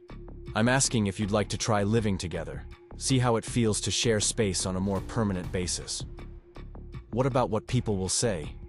About us moving fast, about me dating someone younger, about all of it?" "I don't care what people say. I care about building a life with you. A life together, complete with morning coffee, evening conversations, weekend projects, and all the bubble baths you want." She was quiet for a moment, and I could see her thinking through the implications, the practicalities, the emotional weight of making that kind of commitment. "Yes," she said finally. "Yes, I'd like that very much." "Yeah?" "Yes. I want to wake up next to you and fall asleep beside you and figure out how to merge our book collections and argue about whose turn it is to do the dishes. You realize I'm going to want to renovate your kitchen at some point. I was counting on it." I leaned down and kissed her, tasting lavender and wine and the promise of whatever came next. When we broke apart, she was smiling the kind of smile that made everything else seem manageable. "Besides," she said, "someone's going to need to keep this bathroom in perfect working order. Might as well be someone who knows exactly how every pipe and tile fits together." That's very practical thinking. I'm a very practical woman who's madly in love with her former plumber. Current plumber. Once a plumber, always a plumber. Current boyfriend who happens to be very good with his hands. That works too. 6 months later, Sarah and I were hosting Emma for dinner in our newly renovated kitchen, which had indeed become my next project. The three of us had settled into an easy dynamic, with Emma treating me like the family member I was slowly becoming, rather than an interloper in her mother's life. "So, when are you two getting married?" Emma asked over dessert, with the characteristic directness that made her both terrifying and endearing. "Emma," Sarah said, but she was smiling. "What?" "It's a reasonable question. You're living together. You're clearly happy. Mom's been humming while she grades papers, which is definitely a sign of serious contentment." "We're taking things as they come," I said diplomatically. "That's code for, we've talked about it, but we're not telling you yet," Emma said with satisfaction. "I can live with that, as long as you know that I approve and I expect to be maid of honor." "Noted," Sarah said dryly. Later that evening, after Emma had gone to bed in what was now officially the guest room, Sarah and I sat in our newly renovated bathroom, she in the tub, and I in my usual spot on the edge, talking about everything and nothing. "She's not wrong. You know," Sarah said quietly. "About what?" "About us getting married. I've been thinking about it." Have you now? I have. Not because I think we need to, but because I want to. Because I want to make this official. Make promises in front of the people we care about. What kind of promises? The kind where I commit to keeping you company during all your bubble baths for the rest of your life. Where you promise to fix everything that breaks and never make me drink weak coffee. Those are very specific vows. The best ones usually are. Sarah Thompson, I said, getting down on one knee beside the bathtub. Will you marry me? Are you seriously proposing to me while I'm in the bathtub? It seems appropriate. This is where we figured out how to be together. Where you told me you loved me. Where we've had some of our best conversations. It's also where I'm currently naked and covered in bubbles. That's just a bonus. She laughed, the sound echoing off the tiles we'd installed together. Yes, Jake Miller, I will absolutely marry you, even if you have terrible timing and no ring. Actually, I said, reaching into my pocket, I do have a ring. I've been carrying it around for 3 weeks, waiting for the right moment. And you decided the right moment was during my Saturday night bubble bath? I decided the right moment was when we were exactly where we're supposed to be, and we're exactly where we're supposed to be. The ring was simple, a classic solitaire. That would look beautiful on her elegant hands. As I slipped it onto her finger, careful not to drop it in the bathwater, I thought about how much had changed since that first day when she'd confessed about bubble baths and company. Perfect fit, I said. Perfect everything, she replied, admiring the ring before pulling me down for a kiss that tasted like forever. So, I said when we broke apart, ready to plan a wedding? Ready to plan a lifetime. Same thing, isn't it? The best versions are. A year later, we were married in Thompson Park, surrounded by friends and family, and half the town of Millbrook. Emma walked her mother down the aisle, and Danny served as my best man, making a speech about how love sometimes shows up disguised as a bathroom renovation. Mrs. Kowalski attended in a hat that could have been seen from space, and even my ex-wife Amy sent a card wishing us well. But the moment I'll always remember is the reception, when Sarah and I snuck away from the party for a few minutes alone. We found ourselves back at our house, in our bathroom, looking at the space where everything had started. No regrets? I asked, straightening her veil. Not a single one. You? Only that it took me 32 years to find you. Well, I needed those 17 extra years to become someone worthy of the man who would give me back my bubble baths. And I needed 32 years to become someone who understood that the best things are worth waiting for. We kissed. In our beautiful bathroom, surrounded by tiles we'd chosen together and fixtures we'd installed with our own hands. Outside, we could hear the sounds of our wedding reception, our friends and family celebrating the love we'd built from plumbing, repairs and evening conversations, and the simple recognition that sometimes the most important renovations happen to your heart. Later that night, after the last guests had gone home and we'd changed out of our wedding clothes, Sarah ran a bath in our clawfoot tub. I sat on the edge, still in my dress shirt, but with my tie undone, watching my wife settle into the warm water with a contented sigh. How does it feel to be Mrs. Miller? I asked. Like I've been Mrs. Miller all my life and just didn't know it yet. And how does it feel to finally have permanent company for your bubble baths? Like I'm exactly where I'm supposed to be. We both are. Think we'll still be doing this when we're old and gray? I'm counting on it, though we might need to install some grab bars for safety. Always thinking like a plumber. Always thinking like your husband. She smiled, reaching out to take my hand. I like the sound of that. Mrs. Miller? Husband. I love you, Sarah Miller. I love you too, Jake Miller. Forever and always. Outside, Millbrook settled into another quiet evening, but inside, our renovated bathroom, surrounded by the fruits of careful work and patient love, we had everything we needed. Sometimes the best stories begin with the simplest problems. A broken bathtub, a lonely woman, a man who understood that fixing things was really about creating space for something beautiful to grow. Sometimes the most important renovations happen one careful repair at a time until everything broken has been made whole again. 2 years into our marriage, I was installing a new water heater in the Kowalski's basement when Mrs. Kowalski cornered me with a question that had apparently been burning in her mind for months. "Jake, dear," she said, appearing at the top of the basement stairs with a plate of homemade cookies. "I've been meaning to ask you something personal." I looked up from the gas connections I was testing, already bracing myself. Mrs. Kowalski's personal questions were legendary in Millbrook for their complete lack of boundaries. "What's on your mind, Mrs. K? Are you and Sarah planning to have children?" Because Helen Martinez mentioned that her daughter saw Sarah looking at baby cribs at the furniture store in Hartford. And naturally, everyone's wondering. I nearly dropped my wrench. Sarah and I had talked about children in abstract terms, the way married couples do when discussing distant possibilities. But we'd never made any concrete decisions, and I was fairly certain my wife wasn't secretly furniture, shopping for a nursery. "I think Helen Martinez might have seen someone else," I said diplomatically. "But I'll be sure to ask Sarah about her furniture shopping habits." "Well, you're not getting any younger, and Sarah's certainly not getting any younger. If you're gonna give that sweet Emma some siblings, you'd better get moving." "Mrs. Kowalski, Emma's 26. I think she's past the age where she needs siblings to play with." "Nonsense. It's never too late for family expansion. Besides, Sarah would make a wonderful mother to your children. She already is a wonderful mother. You know what I mean. A baby would complete your little family perfectly." I finished the water heater installation while Mrs. Kowalski continued offering unsolicited advice about family planning, fertility vitamins, and the optimal age gap between siblings. By the time I escaped her basement, I had a head full of questions and a strange flutter of something that might have been anticipation. That evening, I found Sarah in our kitchen, grading essays at the table, while something that smelled like heaven simmered on the stove.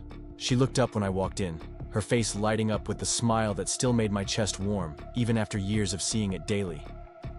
"How was your day in the Kowalski basement of doom?" she asked, setting aside her red pen.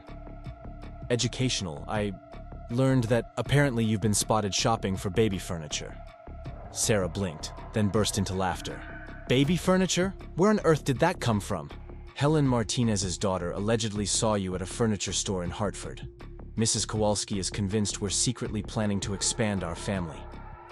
"Oh, for heaven's sake. I was helping my colleague Jessica shop for her sister's baby shower gift." We spent about 10 minutes looking at cribs before deciding on a rocking chair instead. "So, no secret nursery plans?" "No secret nursery plans." She paused, studying my face. "Would you want there to be?" The question hung between us, loaded with possibility and complexity. We'd talked around the edges of having children together, but never directly, never with the weight of real decision-making behind it. "I don't know," I said honestly. "Maybe." "Would you?" "I don't know either. I loved being Emma's mother, but that was 27 years ago. I'm 50 now, Jake. Starting over with a baby at this stage of life would be complicated." "Complicated how?" "Physically, for one thing. Pregnancy gets riskier as you get older. And practically, I'm finally at a point in my career where I have seniority, respect, the classes I want to teach. A baby would change all of that. It would change things for me too." "How so?" I sat down across from her, reaching for her hands. "I'd want to be present in a way my own father wasn't. Available, involved, not just the guy who shows up for dinner and helps with homework. That might mean scaling back my business, turning down some jobs." "And how do you feel about that possibility?" "Honestly, part of me loves the idea. The thought of raising a child with you, of seeing you be a mother again, of creating something together that's bigger than just the two of us. And the other part? The other part is terrified. What if I'm not good at it? What if I can't provide everything a child needs? What if having a baby changes what we have in ways we don't expect?" Sarah was quiet for a long moment, her thumbs tracing circles on my knuckles. "What if we stopped talking about it hypothetically and started talking about it practically?" "What do you mean?" "I mean, what if we actually tried? Not with any pressure or timeline, but just see what happens. If it's meant to be, it'll happen. If not, we still have each other and Emma and a life that's already pretty wonderful. You'd want to try?" "I think I would. The idea of carrying your child, of watching you become a father, of adding that dimension to our family. Yes, I think I'd like that very much." "Even at 50? especially at 50. I know who I am now in a way I didn't when I had Emma. I know what kind of mother I want to be, what kind of family we want to create. That seems like a pretty good foundation. 6 months later, Sarah was sitting on the edge of our bathtub, staring at a pregnancy test with an expression I couldn't quite read. I sat beside her, my heart pounding with anticipation and terror in equal measure. "Well?" I asked, when the silence stretched on too long. "2 lines," she said quietly. "It's positive. Positive. Positive." We sat there for a moment, both of us processing the magnitude of what those 2 pink lines meant. A baby. Our baby. Due sometime in late spring, according to Sarah's quick mental math. "How do you feel?" I asked. "Terrified. Thrilled. Nauseous, which I suppose makes sense now. You?" "All of the above, plus amazed that this is actually happening. It's really happening." "How do you think Emma's going to react?" Sarah laughed, a sound that was part joy and part hysteria. "She's going to either be absolutely delighted or completely horrified that her 50-year-old mother is having a baby. Only one way to find out." We called Emma that evening, putting her on speakerphone so we could both talk to her at the same time. Her response was immediate and enthusiastic. "Are you serious? Mom, that's incredible. When are you due? How are you feeling? Oh my God, I'm going to be a big sister." "Technically, you're going to be a big sister by 27 years, Sarah said. "This baby could practically be your own child." "Even better. I get all the fun of having a sibling without any of the teenage drama. Plus, I'll be the cool older sister who teaches them about art and music and how to get away with things when their parents aren't looking." "Emma Rose," Sarah said warningly. "I'm kidding, Mom. Mostly. But seriously, this is wonderful news. I couldn't be happier for you both." After we hung up, Sarah and I found ourselves back in our bathroom, she in the tub, and I in my familiar spot on the edge. It had become our place for important conversations, the space where we'd first confessed our feelings, where I'd proposed, where we talked through decisions and dreams and fears. "Do you think we're crazy?" Sarah asked, one hand resting on her still flat stomach. "Probably, but the good kind of crazy. The kind that leads to adventure? The kind that leads to exactly where we're supposed to be." The pregnancy progressed smoothly, with Sarah experiencing the usual discomforts, but none of the serious complications we'd worried about. I found myself becoming protective in ways I hadn't expected, insisting on carrying anything heavier than a coffee mug, researching pregnancy nutrition with the intensity of someone studying for a doctoral exam, and starting work on converting our guest room into a nursery. Emma drove up from New York almost every weekend, ostensibly to help with baby preparations, but mostly to fuss over her mother and share her excitement about becoming a big sister. The 3 of us spent hours painting the nursery a soft yellow, assembling furniture and debating names with the seriousness of people choosing a Supreme Court justice. "What about Thomas?" Emma suggested one Sunday afternoon as we were hanging curtains. "After Dad." Sarah paused in her measuring, her expression soft. "That's a beautiful thought, sweetheart. But I think this baby should have their own name, their own identity." "What about a middle name? Thomas for a boy, or Thomasina for a girl?" "I like that better.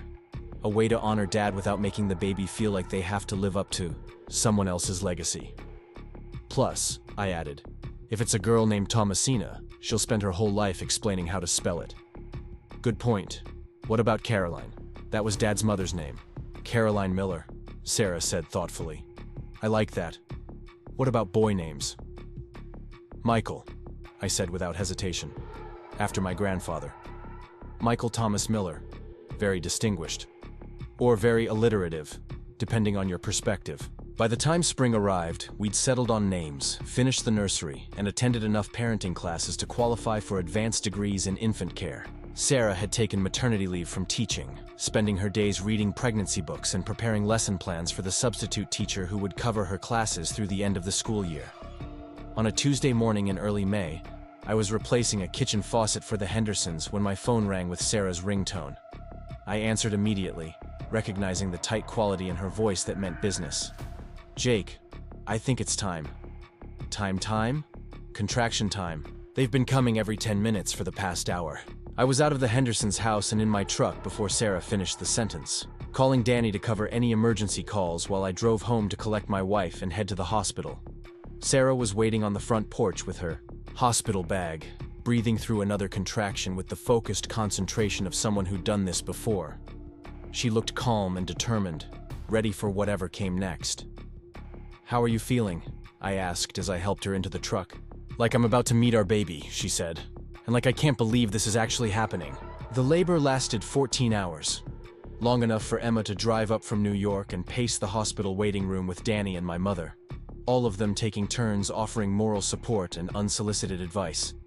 Sarah handled the whole process with the grace and strength I'd come to expect from her, joking with the nurses between contractions and holding my hand so tightly I thought she might break my fingers. Michael Thomas Miller was born at 3:47 a.m. on May 15th, weighing 7 pounds and 4 ounces, with Sarah's dark hair and what the nurses assured us was a perfectly normal newborn's disposition toward loud and frequent complaints about the world outside the womb. "He's perfect," Sarah whispered, as the doctor placed him on her chest, her voice full of wonder and exhaustion. "He's ours," I said, touching his impossibly small hand with one finger. "He's going to be trouble," Emma added from her position beside the bed, where she was recording everything on her phone for posterity. "Look at that determined little face. He knows exactly what he wants, and he's not afraid to ask for it." She was right. Michael was indeed trouble, but the best kind. He slept in erratic bursts, demanded feeding with the urgency of someone who'd been fasting for weeks, and made faces that suggested he found the entire world mildly insulting. He was also absolutely perfect, with Sarah's expressive eyes and a way of gripping my finger that made my heart feel too big for my chest. "I had no idea it was possible to love someone this much this quickly," I told Sarah one night, as we took turns walking the floor with a fussy Michael. "It's terrifying, isn't it? How completely they take over your heart. Terrifying and amazing. Welcome to parenthood. Population, everyone who's ever held their child for the first time and realized their heart now lives outside their body." The early weeks blended together in a haze of feedings and diaper changes, and the kind of bone-deep exhaustion that comes from having your sleep schedule determined by someone who weighs less than a bag of flour. But there were also moments of pure magic. Michael's first smile, the way he would calm down instantly when Sarah sang to him, the sight of Emma holding her baby brother with the careful reverence of someone who understood exactly how precious he was. "You're a natural," Sarah told me one evening as she watched me change Michael's diaper with the efficiency I'd developed over weeks of practice. "I had good teachers. You had good instincts. I love watching you with him." "Yeah? You're so gentle, so patient. You talk to him like he's a person who has opinions worth hearing." "He does have opinions. Very strong ones, usually about the temperature of his bottle or the cleanliness of his diaper. Those are valid concerns for someone his age. By the time Michael was 3 months old, we'd settled into something resembling a routine. Sarah had decided to take the full school year off, wanting to be home with the baby during his first months of life. I'd scaled back my business to part-time, taking only emergency calls and small jobs that I could complete during Michael's nap times. "Do you miss it?" Sarah asked one afternoon as we sat in our living room, Michael sleeping in her arms while I folded tiny laundry. Working full-time, being completely independent, having adult conversations about things other than feeding schedules? Sometimes, but I wouldn't trade this for anything. What about you? Do you miss teaching? I miss the students, and I miss feeling professionally accomplished. But I love this too. I love being here for every milestone, every little development. I love watching him discover the world. We're lucky we can afford for you to stay home. We are. And I'm lucky to have a husband who's willing to adjust his career so we can both be present for this. It's not a sacrifice when it's what you want to do."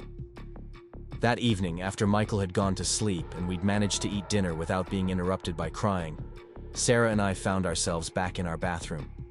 She wasn't taking a bath this time. Instead, we were both sitting on the edge of the tub, sharing a bottle of wine and talking about the day. "Jake," she said, "do you ever think about how different our lives are now compared to 2 years ago?" "Different how?" "Just everything. 2 years ago, it was just us. We could be spontaneous, sleep late on weekends, go out to dinner without planning 3 days in advance. Now we're parents, responsible for this little person who depends on us for everything. Do you regret it? Not for a second. But it's remarkable how completely one person can change everything about your life. Good change, though. The best change. I feel like Michael completed something I didn't even know was missing. What do you mean? I thought our family was complete when we got married. You, me, Emma when she visits. But having Michael showed me there was room for more love, more joy, more purpose. Think we'll do it again? Sarah laughed. Ask me in a year when I've had more than 4 consecutive hours of sleep. Is that a maybe? That's a let's. See how we handle one baby before we start planning for 2. Fair enough. 6 months later, on a snowy December evening, Emma was visiting for the weekend and had volunteered to babysit, so Sarah and I could have our first real date night since Michael was born. We'd planned to go to Marcello's, but a winter storm had other ideas, leaving us snowed in with a sleeping baby and an evening suddenly free of responsibilities. So much for dinner out, Sarah said, looking out the window at the accumulating snow. I can cook, I offered. Or we could order pizza. Or, Emma said from the living room where she was reading while Michael slept in his bouncer. You two could go take a nice long bath together while I watch my brother. When's the last time you had an hour to yourselves? Sarah and I looked at each other, the idea suddenly seeming like the height of luxury. You sure you don't mind? Sarah asked. I'm positive. Go relax. Michael and I will be fine. An hour later, we were both in our clawfoot tub, Sarah leaning back against my chest while I played with her hair and we talked about everything and nothing. The bathroom was lit with candles and we could hear the storm outside, but inside our small sanctuary, everything was warm and peaceful. This is nice, Sarah murmured. I'd forgotten how much I missed this. Having time together? Having time together without being on duty. Don't get me wrong, I love being Michael's mother, but I also love being your wife, and sometimes it's hard to be both at the same time. I know what you mean. I love being his father, but I also love being the guy who gets to hold you while you take bubble baths. Think we'll figure out how to balance it all? We'll figure it out. We're good at figuring things out together. Yes, we are. Sarah? I love our life, all of it. The chaos and the quiet moments, the late night feedings and the times like this when it's just us. I love that we built something real and lasting and beautiful. Even when it's messy and complicated? Especially when it's messy and complicated. The best things usually are. From the living room came the sound of Michael waking up, followed by Emma's voice singing a lullaby I remembered from Sarah's childhood. Our son settled back into sleep, comforted by his big sister's voice and the knowledge that he was safe and loved. We should probably get out before he wakes up again, Sarah said. Probably. But not yet. Not yet. We stayed in the tub for another 20 minutes, talking quietly and enjoying the rare luxury of uninterrupted time together. When we finally got out, wrapped in soft towels and glowing from the hot water and each other's company, Emma looked up from her book with a satisfied smile. Feel better? Much, Sarah said. Thank you for giving us that. Anytime. You two deserve to remember that you're more than just Michael's parents. You're still Sarah and Jake, the couple who fell in love over bathroom renovation and bubble bath philosophy. Speaking of which, I said, I should probably check the pipes before this cold snap gets worse. Don't want any frozen disasters while we're snowed in. Always thinking like a plumber, Sarah said fondly. Always thinking like a husband and father who wants to keep his family comfortable and safe. Same thing, really. That night, after Emma had gone to bed and Michael was sleeping peacefully in his crib, Sarah and I lay in our own bed, listening to the storm outside and talking about the future. Do you think he'll remember any of this? Sarah asked, her head on my shoulder. Being a baby, having Emma dote on him, all the love surrounding him? Maybe not specifically, but I think he'll carry the feeling of it. The security, the warmth, the knowledge that he's wanted and cherished. I hope so. I want him to grow up knowing how much joy he's brought into our lives. He will. We'll make sure of it. What kind of man do you think he'll become? The kind who knows how to love well because he was loved well. The kind who understands that families come in all shapes and sizes, and what matters is the care people take of each other. I like that vision. Me too. Jake? Yeah? Thank you. For what? For all of it. For fixing my bathtub. For seeing something in me worth pursuing. For being patient while I figured out how to trust again. For giving me Michael. For being the kind of father he deserves. For making our family feel complete. Thank you for letting me fix your bathtub. For seeing something in me worth keeping around. For making me believe I could be part of something bigger and better than I'd ever imagined. We make a good team. The best team. Outside, the snow continued to fall, blanketing Millbrook in pristine white and ensuring we'd wake up to a world transformed. But inside our warm house, in our comfortable bed, with our son sleeping safely down the hall and our love growing stronger with each passing day, we had everything we needed. Sometimes the most important renovations begin with the smallest repairs. A leaky faucet, a conversation about loneliness, a willingness to trust someone new with the most vulnerable parts of yourself. Sometimes love grows in the spaces between work and rest, in the quiet moments when two people choose to build something together rather than remain safely apart. Sometimes the best love stories are the ones that begin with fixing what's broken and end with creating something entirely new. Something strong enough to weather any storm and beautiful enough to last a lifetime. Up next, you've got two more standout stories right on your screen. If this one hit the mark, you won't want to pass these up. Just click and check them out.